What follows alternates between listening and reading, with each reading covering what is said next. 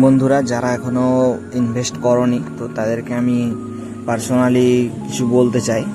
তো আমি কিছু ভালো ভালো স্টক আমার ওয়াচ লিস্টে রেখেছি, তো তোমাদেরকে ওগুলোই দেখানোর চেষ্টা করছি আমি।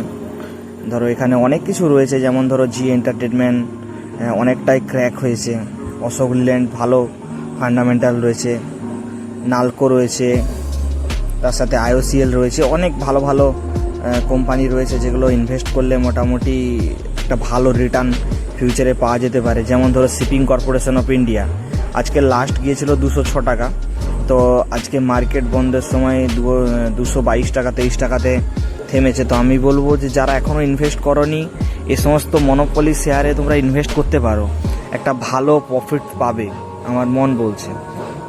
আর যাই হোক, তো আজকে 5 তারিখ, কালকে 6 তারিখ, বিজেপি সরকারই থাকছে, কোনো অবকাশ নেই।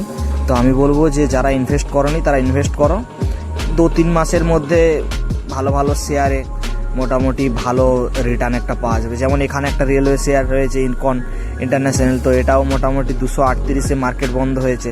তো আমি বলবো কাল সকাল সকাল এই সমস্ত শেয়ার নিয়ে নিতে পারো ভবিষ্যতে। এখানে যেমন আরও কিছু আমি শেয়ার রেখেছি, যেমন হুডকো একটা ভালো ফান্ডামেন্টাল রয়েছে, ঠিক আছে, এটাও রাখতে পারো তোমরা। তো আমি বলবো